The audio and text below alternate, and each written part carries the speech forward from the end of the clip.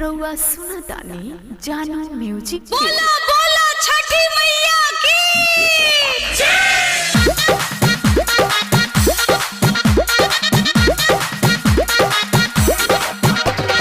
DJ Vikas mix by Rockstar recording studio Chhapra. सैया राउर पता ना कुछ लागता तोरा बिना सुना घर लागता। सैया राउर पता ना कुछ लागता तोरा बिना सुना घर लागता। ओइले कार्तिक में बाहर से सब कोई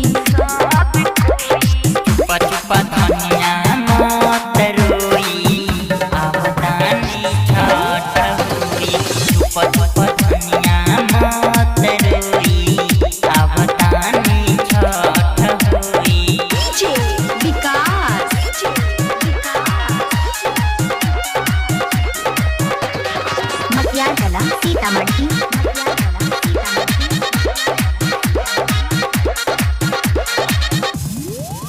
किलिया रख के समानवा सोची बाटे दुखी इहे मनवा। देखिया वो तपिया रुबाई सब किया